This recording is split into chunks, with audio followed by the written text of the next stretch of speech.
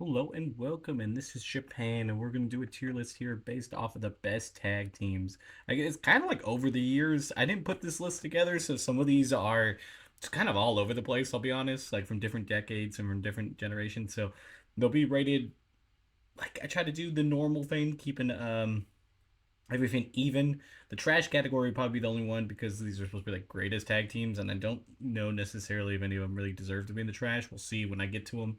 But yeah, we'll just jump right into it. First up, we got the Street Profits. I think the Street Profits used to be extremely over, and they had a lot more, they were much more dominant. But like at that time, it was like right after they lost the titles, and the Usos had it for such a long time, so they didn't really have anything to do. And I think eventually they will get some titles again, but I think in the moment I just kind of put them in the middle. I think they're a decent tag team. I think Montez Ford is just like destined to be a single star, so I think it'd be better for them to break up at some point because I think Montez Ford's at least career has a higher trajectory as a solo, and I think Dawkins will still be solid too by himself too. It's just I think at some point, and I think they tried to do it Ford, but they've stalled out a couple times. So we'll see.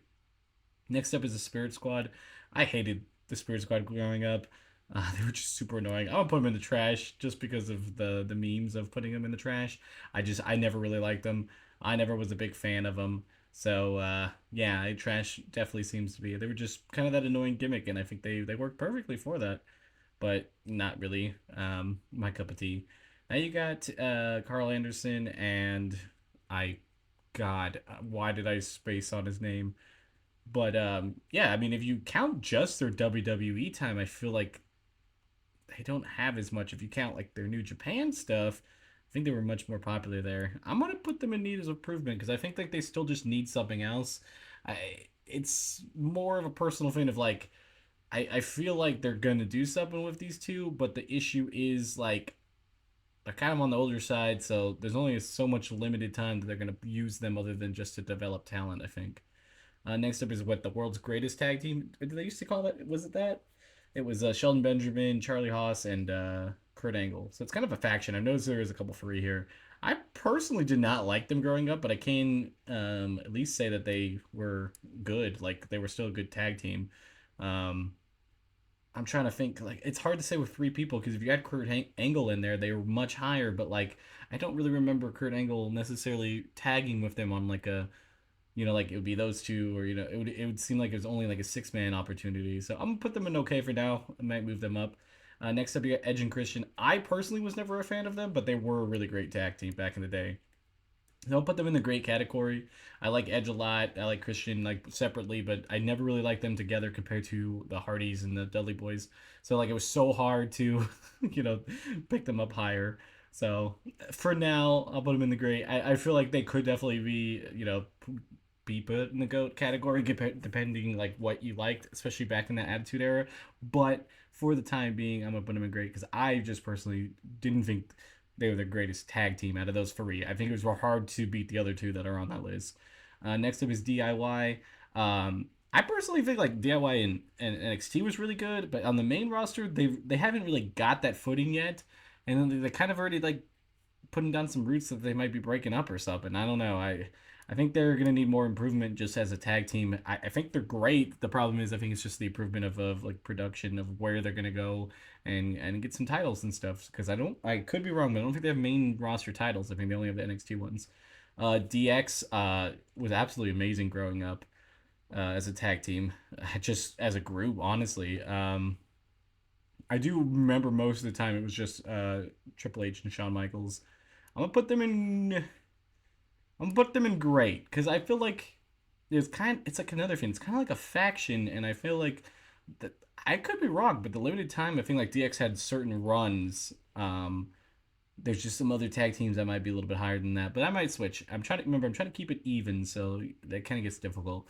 You got the New Day. I think when you include all three of them and stuff, they're one of the greatest tag teams. It's hard to put them lower. I'm gonna put them in GOAT for now. They could possibly move, but it's like they've accomplished so much. That's the problem with a lot of these tag teams that are gonna be coming up. They're just so good, you know. So it's like as a tag team, if we're just going tag team only, like they have so many championships, so it just makes sense to put them in the GOAT.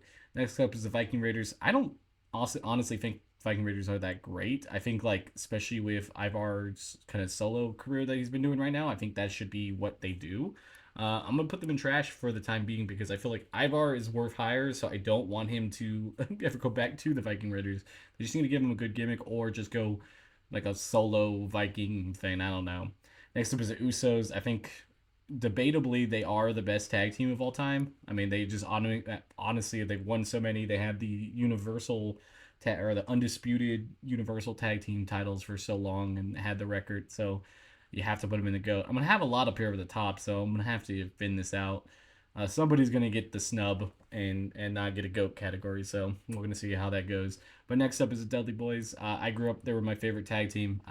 Bias, I guess. I guess you could put them in the great category, but I just feel like they're goats. They're one of the most iconic tag teams of all time too. So I think it's hard to go against that.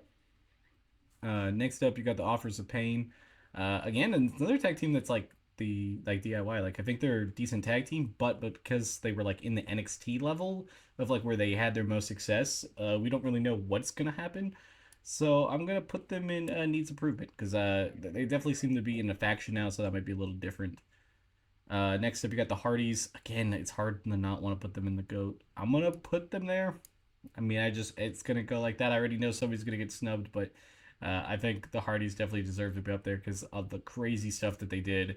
Actually, off the top of my head, I don't know how many tag team titles the Hardys actually won. I feel like they won some, but definitely not as much as everybody else. I think like New Day and Usos have way more, but I think that's just because like the tag division was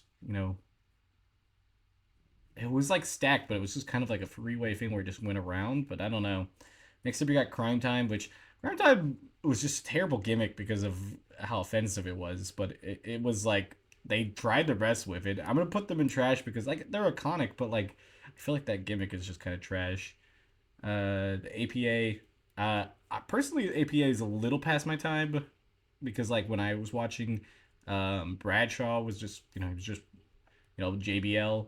Um, I hate to put them in the okay because I feel like that's just messed up because they are a great tag team, but with everybody else that's above them, I think it's hard. Remember, I'm trying to keep this as even as possible because I already know this one is going to be the one that everybody gets upset with in the comments because the Shield, I guess I'm going to have to put them in the great category. I don't know. The Shield, like outside, if you think of all three of them, they're the most three iconic wrestlers.